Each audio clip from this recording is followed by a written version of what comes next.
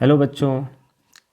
तो आज हम रे ऑप्टिक्स का अगला पार्ट पढ़ने जा रहे हैं जो कि है प्रिज्म।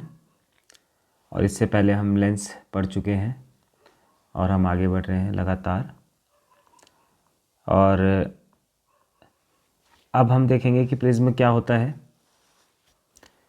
तो कुछ इस तरीके से प्रिज्म दिखाई देता है और ये एक ग्लास का बना हुआ मीडियम है जो कि एक साइड से तो ये कुछ ट्रायंगुलर दिखाई देता है और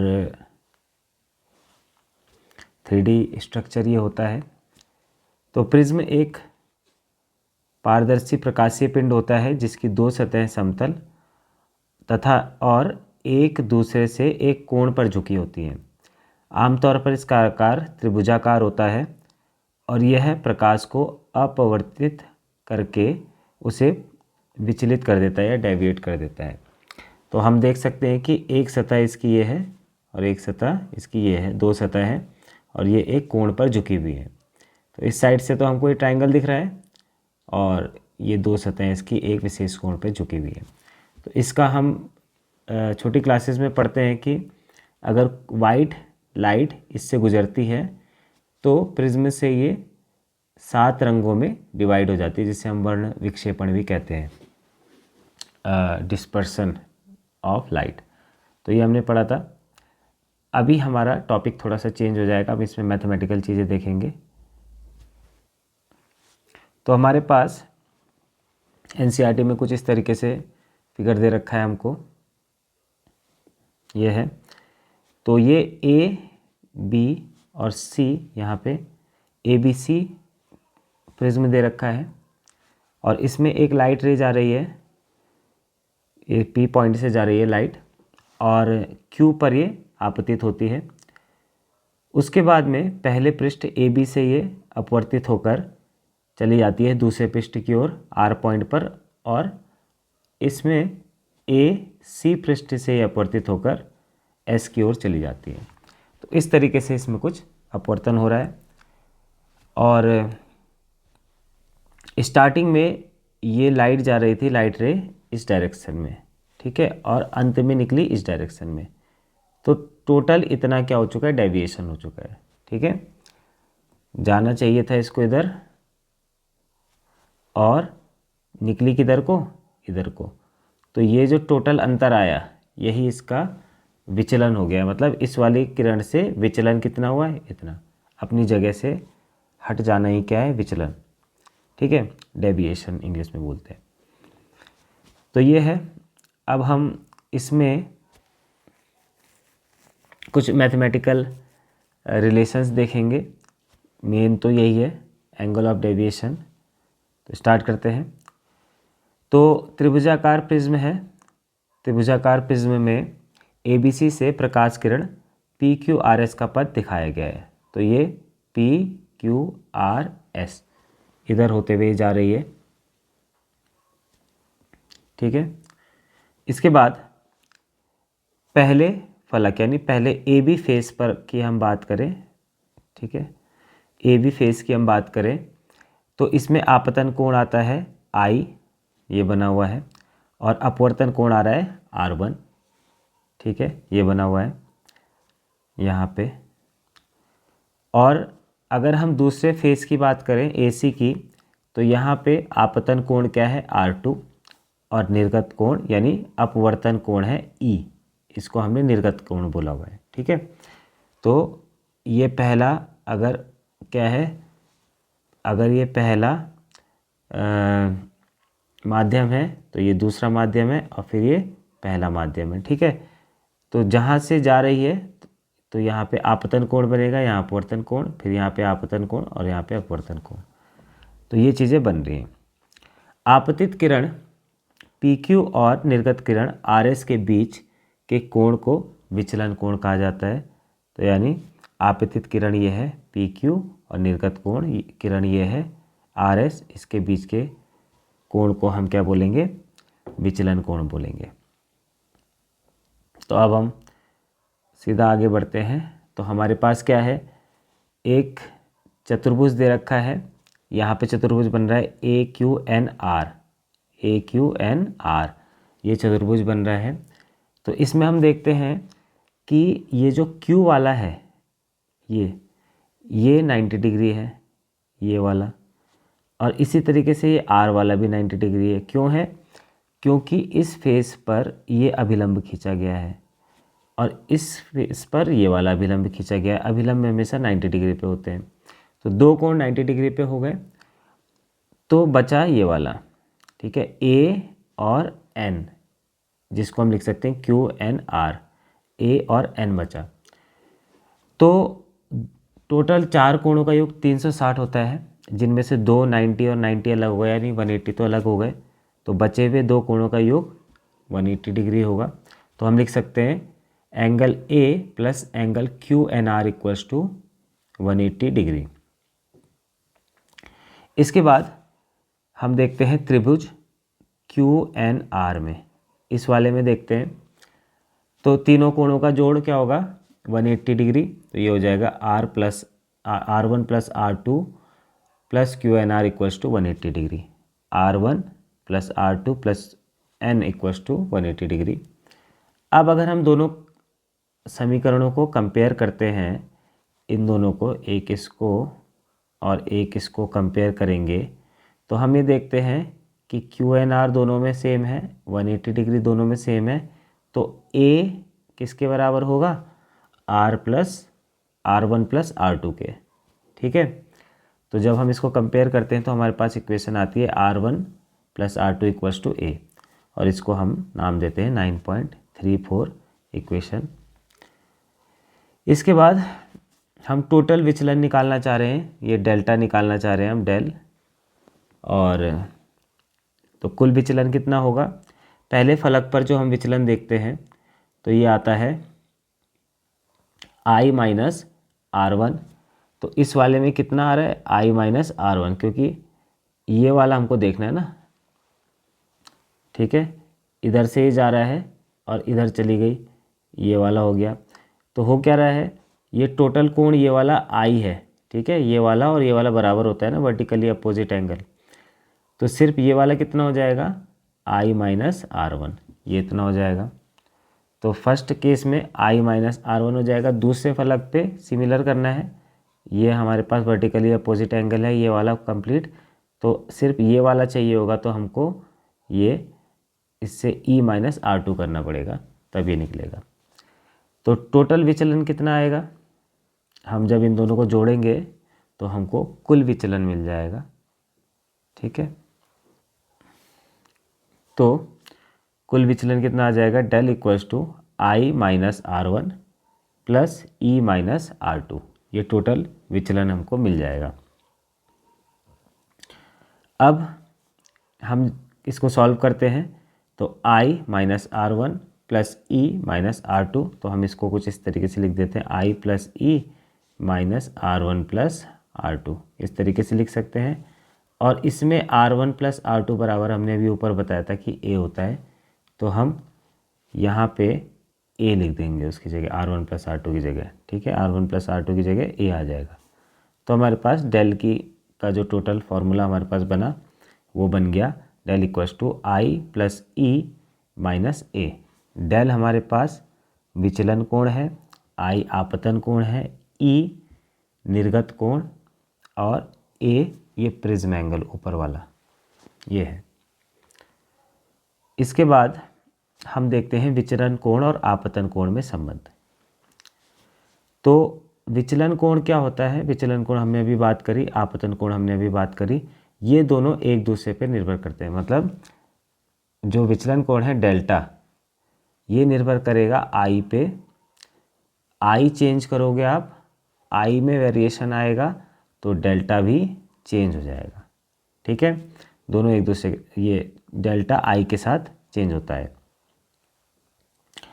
अब क्या है, जैसे आप देख सकते हो यहाँ पे हमने एक फिगर दिखा रखा है, ये NCERT का है, और CBSE में डायरेक्ट क्वेश्चन पूछे जाते हैं। इस तरीके के जो चित्र दे रखे रहते हैं NCERT में, वो बनाने के लिए डायरेक्ट क्वेश्चन पूछे जाते हैं कि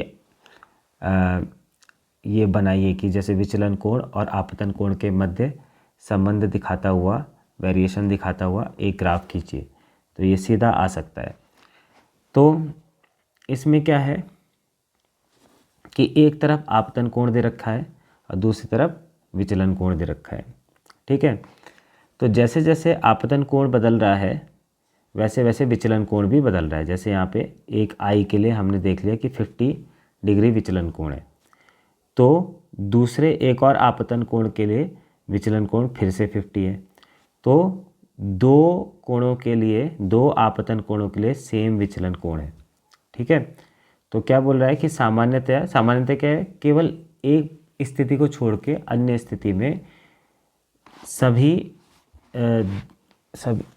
दो आपतन कोणों के लिए एक ही क्या मिलेगा, हमको डेल्टा मिलेगा, यानी एक ही विचलन कोण मिलेगा। तो कहने का मतलब क्या है, अगर हम देखें, सपोज हमारे पास एक प्रिज्म है और इसका मीनिंग क्या है कि आपतन कोण विचलन कोण के साथ कैसे निर्भर कर रहा है। तो हम कुछ इस तरीके से समझ सकते हैं कि मान लो कि इसको जाना चाहिए था, पहले आप देखेंगे ग्राफ में, अगर हम स्टार्टिंग करते हैं यहाँ से, है ना, 30 से, तो जैसे जैसे कोण बढ़ रहा है वैसे वैसे इसका विचलन कोण कम होता जा रहा है, ठीक है। तो हम सपोज़ 30 मान लेते हैं इसको। जब हमने 30 में स्टार्ट किया तो मान लो ऐसे था, ठीक है, और इस रे ने जाना था कुछ इस तरीके से। फिर अगर हम क्या करते हैं, अगर हम आपतन कोण क्या करते हैं, इसको उल्टा बना दिया मैंने। तो यहाँ पे अभी हमने देखा कि ये वाला था आपतन कोण, पहले फर्स्ट वाले केस में ये वाला आपतन कोण था और ये ई था। अब दूसरे केस में हम बोल रहे हैं कि यहाँ से क्या आई, एक दूसरी रे आई, तो अब आपतन कोण कम हो गया, ठीक है। अब क्या होगा, ये परावर्तन के बाद कहाँ से कुछ इस तरीके से निकल जाएगी और ई का मान बढ़ जाएगा। तो हम देख सकते हैं कि जैसे जैसे हम इसका मान चेंज करेंगे, इसका आपतन कोण का मान चेंज करेंगे, हमारे उसका जो निर्गत कोण है उसका मान बदलता जाएगा, ठीक है। जैसे हमने आपतन कोण के मान बदले हैं कई सारे, तो निर्गत कोण के मान भी बदलते जाएंगे, ये ध्यान देना है। तो जैसा कि हम यहाँ देख सकते हैं, ये एक प्रिज्म दे रखा है और अगर हम इसका इंसिडेंट एंगल बढ़ाना शुरू करते हैं, ठीक है, यहाँ पे अभी आई इंसिडेंट एंगल दे रखा है 36 -36 में दे रखा है। तो जैसे जैसे हम इसको बढ़ाते हैं तो इंसिडेंट एंगल में चेंज आता है,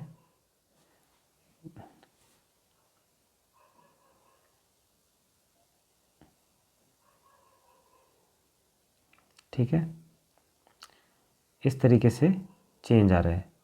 यहाँ पे लिख रखा है, जैसे अभी यहाँ पे इंसिडेंट एंगल दे रखा है 57 डिग्री, तो ई दे रखा है 41। फिर हमने इसको चेंज किया तो ये इंसिडेंट एंगल 51 आया, तो ई जो आ गया 46 आ गया, ठीक है। ये 40 ई, यहाँ पे आई आया कितना 43, तो यहाँ पे ई आ गया 53। तो ये जैसे जैसे हम इंसिडेंट एंगल को बदलते हैं वैसे वैसे ई भी चेंज होता जाता है, ठीक है। ई का मान बदलता जाता है धीरे धीरे, जैसे जैसे हमने आई बढ़ाया ई बहुत कम होता चला गया, ठीक है। और ये डिपेंड करता है बाकी चीज़ों पे भी डिपेंड करता है, जैसे प्रिज्म एंगल पे भी हमारा सब ये आई ई डिपेंड करेगा, रिफ्रैक्टिव इंडेक्स पे भी डिपेंड करेगा, तो इन सब चीज़ों पे डिपेंड कर रहा है। तो वापस आ जाते हैं हम और इसमें देखते हैं कि जो हमने देखे कि जो विचलन कोण है वो दो आपतन कोणों के लिए सेम है, ठीक है, ज़्यादातर दो आपतन कोणों के लिए है, और सिवाय एक स्थिति में जो है केवल ये यूनिक होता है, यानी ये इकलौता होता है, ठीक है, एक ही वैल्यू होती है। तो जब i = e हो जाता है उस कंडीशन में हमारे पास केवल एक वैल्यू आती है इसकी विचलन कोण की, जो कि यहाँ पे आ रही है, ठीक है। तो हम ये भी देख सकते हैं कि ये सबसे कम विचलन कोण है। ये ज़्यादा, यहाँ पे ऊपर ज़्यादा आ रहे थे विचलन कोण का मान, इधर भी ज़्यादा था, पर सबसे जो न्यूनतम मान आ रहा है वो यहाँ पे आ रहा है। और वो कंडीशन कौन सी हो रही है, I=E पर आ रही है ये, ठीक है। तो ये कंडीशन I=E पर आती है। तो इस वाले केस को हम क्या बोलते हैं, इसे हम न्यूनतम विचलन बोलते हैं। इस कंडीशन में जो प्रकाश की किरण होगी वो सबसे कम विचलित होगी, तो ये न्यूनतम विचलन या फिर मिनिमम डेविएशन होता है। इसको हम डेल m से दिखाते हैं या फिर डी एम से दिखाते हैं। दो चीज़ें से हम इसको दिखाते हैं, एनसीईआरटी में डी एम से दिखा रखा है। तो न्यूनतम विचलन की अवस्था में जो डेल हो जाता है वो डी एम हो जाता है, उसको डी एम से दिखाते हैं। और ये किस कंडीशन में होता है, वो इस कंडीशन में होता है कि I=E हो जाए, और इस कंडीशन में R1 बराबर R2 इक्वल्स टू R हो जाता है, मतलब कि R1 बराबर हो जाता है R2 के, ठीक है। ये दोनों बराबर हो जाते हैं आपस में, और इसको हम बोल देते हैं कि सपोज इसको हम R कहते हैं। तो दोबारा से जो हमने अभी फॉर्मूला पढ़ा था, ठीक है, R1 + R2 बराबर A, ये पढ़ा था हमने अभी थोड़ी देर पहले यहाँ पर 9.34 पर। तो जब हम R1 + R2 बराबर A की जगह R1 + R2 की जगह R रख देंगे तो यहाँ आ जाएगा 2R, तो ये आ जाएगा 2R बराबर A, और फिर यहाँ ये नीचे चला जाएगा तो आ जाएगा R = A/2, ठीक है। अब हम समीकरण 3.5 से देखते हैं, जो हमने भी डेल का मान निकाला था। क्या मान निकाला था, ऊपर हमने ये मान निकाला था I+E, डेल बराबर I+E - A। तो हम कह सकते हैं I+E - A, तो E की जगह भी I रख दो तो ये हो जाएगा 2I - A। तो ये आ गया मिनिमम डेविएशन का फॉर्मूला। इसके बाद हम इसको एडजस्ट कर सकते हैं, A इधर चला जाएगा तो प्लस का हो जाएगा, तो A + DM आ जाएगा इधर, अपॉन 2A इधर आ जाएगा। तो हमने इसी इक्वेशन को थोड़ा सा रीअरेंज कर दिया। इसके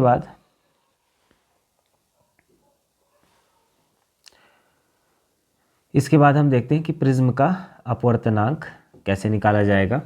तो प्रिज्म का अपवर्तनांक निकालने के लिए जो स्नेल का नियम होता है वो क्या होता है, n/1, ठीक है। n/1 का मतलब क्या है, दूसरे माध्यम का पहले माध्यम के सापेक्ष अपवर्तनांक, ठीक है। तो प्रिज्म का अपवर्तनांक कैसे निकल जाएगा, ये तो होता ही है फॉर्मूला, स्नेल का नियम sin I/sin R, ठीक है। तो हमको I और R के मान रख लेने हैं, ठीक है। तो n/1 = sin, अभी हमने I का मान निकाला है ऊपर A + DM/2, और R का मान हमने अभी ऊपर निकाला था R = A/2। ये किस केस के लिए आ रहा है, जो हमने अभी निकाला था A/2 वाला, ठीक है, न्यूनतम विचलन के लिए। तो ये आ गया, ठीक। तो प्रिज्म के लिए हमने अभी न्यूनतम विचलन का कोण देखा कि न्यूनतम विचलन का कोण कैसे निकाला जाता है, ये है एंगल ऑफ मिनिमम डेविएशन। और इसके लिए हमने ये भी देखा कि इसके अनुसार हम अपवर्तनांक कैसे निकालेंगे। इसमें क्या आ रहा है, इसमें भी न्यूनतम विचलन का कोण आ रहा है, ठीक है। तो आज के लिए इतना ही, फिर हम दूसरे टॉपिक में फिर से आएंगे। Thank you.